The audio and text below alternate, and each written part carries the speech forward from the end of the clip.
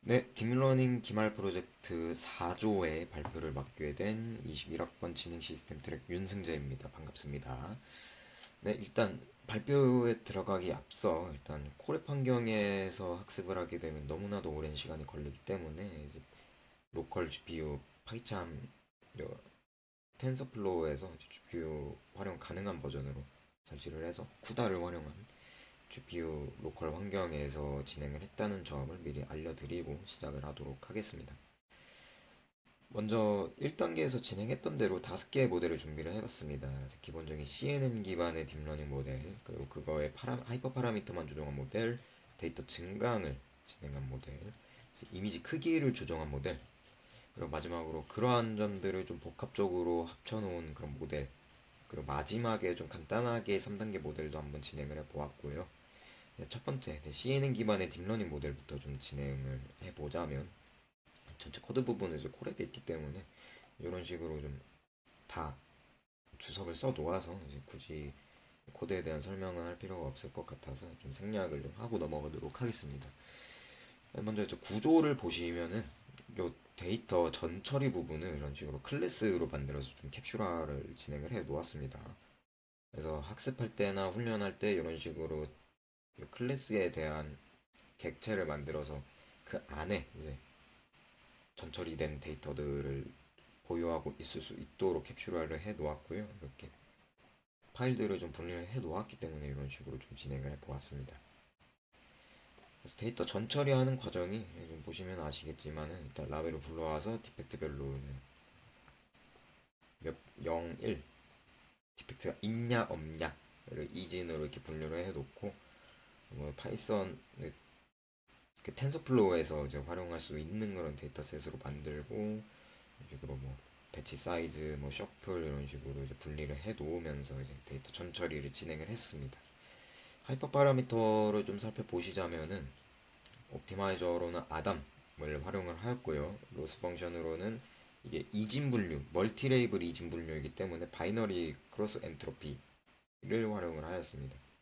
배치 사이즈를 4로 줬는데 이게 아무래도 로컬 GPU다 보니까 이 용량 문제가 조금 있어서 어쩔 수 없이 최대 배치 사이즈가 4로 제한이 될 수밖에 없었던 상황이었고요. 배치 사이즈의 크기를 키우면 키울수록 조금 더 학습은 잘 됐을 수도 있겠다라는 생각이 조금 듭니다. 에포크는 너무 많으면 이제 의미가 없는 것 같아서 20개로 제한을 했고 학습률은 10의 마이너스 4승. 이미지 크기는 원본 이미지 크기를 그대로 따라가서 640 곱하기 640으로 진행을 했습니다. 그리고 신경망 같은 경우에는 아주 간단하게 좀 처음이다 보니까 간단하게 진행을 해보았고요. CNN 풀린, CNN 풀린 하고 댄스층 하나, 아웃풋 하나를 넣었고 시그모이드를 통해서 각 디펙트가 이제 존재하냐 존재하지 않느냐에 대한 이진 분류를 진행을 했습니다. 평가 지표는 MA 평균 절대 오차를 활용을 했는데 어차피 이게 이진 분류이다 보니까 굳이 MSE까지 쓸 필요는 없을 것 같아서 MA와 로스 값 그리고 사용자 정의 멀티레이블 정확도 함수를 활용을 했습니다. 이거를 쓰는 이유가 텐서플로우 fit 함수 안에 들어있는 내장이 되어 있는 정확도 함수가 아무래도 지금 이제 멀티레이블이다 보니까 조금 적합하지 않은 것으로 저희가 판단을 해서 이런 식으로 사용자 정의 멀티레이블 정확도 함수를 만들어 보았고요. 예측한 값을 반올림을 해서 0과 1의 데이터로 만들어 놓고 이제 예측값과 실제값의 차이를 불리언으로 리스트로 반환을 한 다음에 그걸 이제 평균을 내서 이제 정확도를 측정하는 방식으로 진행을 좀 해보았습니다.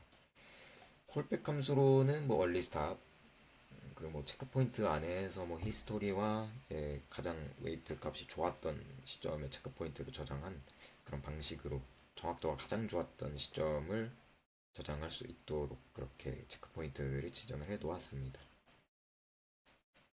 그리고 이 신경망을 좀 보시면 기존의 CNN 풀링과는 다르게 중간에 이제 배치 노멀라이제이션이 들어가서 좀 일반화를 조금 더 진행을 한 모습이고요.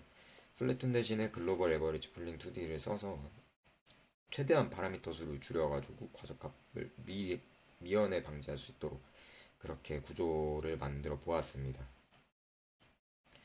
그래서 학습 결과 한번 보시겠습니다. 네, 이런 식으로 나오게 되고요. 정확도는 91.3%의 꽤나 높은 정확도를 얻을 수 있었습니다. MA나 로스나 정확도나 보시면 뭐 중간에서 조금씩 튀는 모습들이 보이기는 하지만 전반적으로 우하향, 우상향 하는 좀 예쁜 형태의 그래프가 나옴으로써 학습이 굉장히 잘 진행이 되고 있구나 이제 눈으로 좀 확인할 수 있는 그런 지표를 얻게 되었습니다. 최종적으로 예측한 결과값도 이런 식으로 0과 1, 이런 템프 값은 없으니까 전부 다 0으로 판단을 하였고요. 테스트 값은 있냐 없냐를 1로 이렇게 잘 학습을 한 그런 모습을 보실 수 있습니다. 두 번째는 이제 하이퍼 파라미터만 조금 조정한 모델입니다. 에포크는 기본적으로 20개에서 30개로 늘려보았고요. 신경망 면에서 조금의 변화가 있는데 보시면 기존의 이런 신경망과는 다르게 조금 더 복잡하게 진행을 해보았습니다. CNN을 두 층을 사용한 다음에 풀링을 진행하도록 CNN 풀링 이런 식으로 좀 진행을 해보았고요. 그 과정에서 과적합을 막기 위해서 드롭아웃도 한 층을 더 걸어준 그런 모습으로 이제 구조화가 되었습니다. 나머지는 뭐 1단계 모델과 동일하기 때문에 굳이 설명드리지는 않겠습니다. 2단계도 학습 결과 한번 보시고 넘어가겠습니다. 보시면은 정확도가 조금 더 높게 나온 거를 확인을 하실 수가 있습니다. 91.37%의 정확도를 얻을 수 있었고요. 마지막 즈음에 이제 과적합이 의심이 되는 조금 튀는 그런 모습이 보였지만 이 부분들을 조금 제외하자면은 기본적으로 우하향, 우상향 하는 곡선을 얻을 수는 있는데 이 로스 값이 첫 에포크부터 너무 낮게 나와서 이제 변동이 거의 없었기 때문에 이게 뭔가 학습이 잘 되었다라고 이제 속단을 하기에는 조금 애매한 그런 지표를 좀 얻을 수 있었습니다. 어쨌든 정확도는 조금 올릴 수 있었던 그런 모습이고요. 마찬가지로 잘 예측한 결과 값을 얻어낼 수 있었습니다. 세 번째는 데이터 증강 모델입니다. 이제 모든 부분이 1번 모델하고 똑같은데 데이터 증강을 좀 추가를 하였고요. 어떻게 증강을 했는지를 조금 보여드리도록 하겠습니다. 기본적으로 훈련 데이터 2000장을 증강을 하였는데 좌우 반전 하나, 밝기를 랜덤으로 바꾼 버전 하나, 가우시안 노이즈를 추가한 버전 하나, 가우시안 노이즈와 밝기를 랜덤으로 바꾼 거를 합친 버전 하나, 상하 반전 버전 하나, 랜덤한 각도를 주어서 회전시킨 버전 하나, 그리고 일부 랜덤한 위치를 잘라낸 다음에 그걸 확대해낸 이제 크롭 리사이즈 버전 하나 해서 총 7개의 데이터 증강 버전을 만들어낼 수 있었고요. 그래서 2000장을 증가했기 때문에 총 16,000장의 훈련 데이터를 확보를 함으로써 이제 과적값을 최대한 막아보겠다는 그런 의미로 진행을 해보았습니다. 하이퍼 파라미터는 1번 모델과 완벽하게 동일하기 때문에 넘어가도록 하겠습니다. 그래서 3번 모델도 이제 학습을 한 결과를 한번 보시고 넘어가겠습니다. 네, 이런 식으로 얻어낼 수 있었습니다.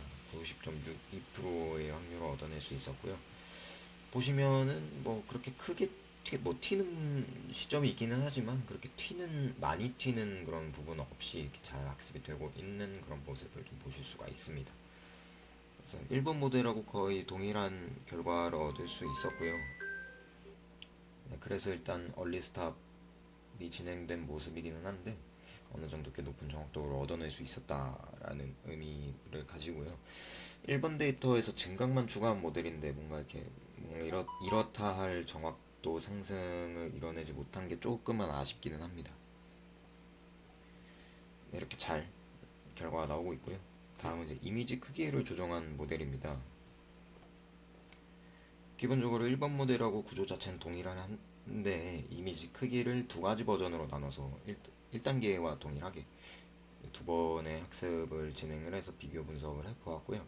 256과 512 크기로 진행을 한번 해보았습니다. 학습 결과를 한번 보시고 넘어가도록 하겠습니다.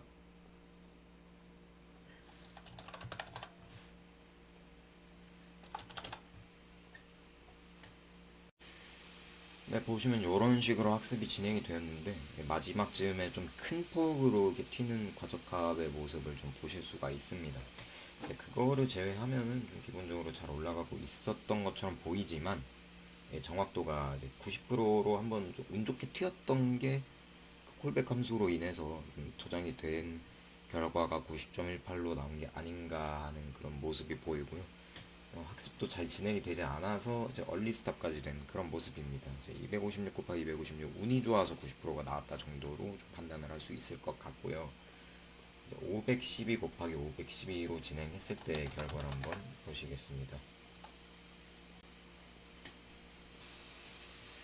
네, 거의 정확도는 비슷하게 나왔는데 잘 지표를 조금 보시면은 조금의 튀는 모습을 제외하고는 아주 잘 학습이 되고 있는 그런 모습이죠. 90%대 언저리에서 놀고 있는 그런 모습이고 이제 가장 마지막 부분에서 이제 좀 올라오면서 90%대 정확도를 얻을 수 있었습니다. 그래서 사실 그냥 1번 모델의 이미지 크기만 바꾼 건데 이제 딱히 뭔가 차이가 없어서 이제 속도 면에서 512 곱하기 512가 조금 더 이득이지 않나 하는 그런 결과를 좀 얻을 수 있었고요.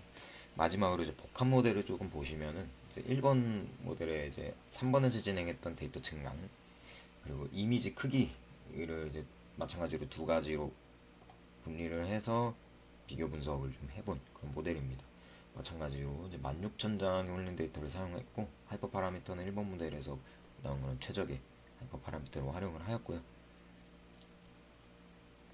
결과 바로 보시겠습니다.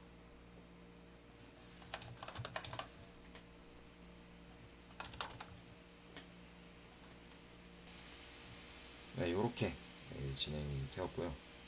일단 얼리 스탑이 발생된 모습을 좀 보실 수가 있고, 근데 그걸 제외하고는 이게 256이 아까는 좀 운이 좋게 정확도가 높게 나왔다고는 하지만 GPU를 보시면 너무나도 잘 학습이 된 모습입니다.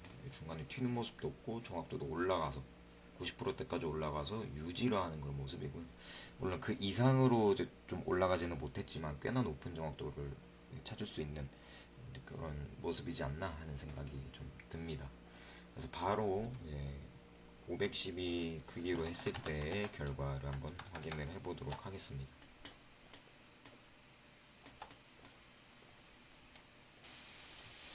네, 이렇게 나왔는데요. 정확도적인 측면에서는 아주 소폭의 이제 상승을 조금 얻어낼 수 있었고요.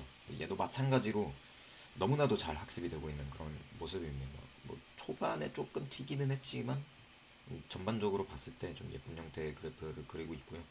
근데 물론 이제 얼리 스탑이 되기는 해가지고 그 모습을 보자면 약간 마찬가지로 90% 초반대에서 벗어나지 못하는 그런 모습을 좀 보이고 있는 경향이 있습니다. 네, 이렇게 2단계를 진행을 해 봤고요. 이제 조금 여유가 있어서 3단계 모델까지 한번 진행을 해 보았습니다. 이 부분에 대해서 조금 설명을 좀 드리자면 여러 가지 방법을 조금 활용을 해 보았는데 이제 이렇다 할 결과를 좀 만족스러운 결과를 내지는 못했어서 가장 진행했던 것들 중에 가장 결과가 좋았던 것만 조금 설명을 좀 드릴 생각이고요.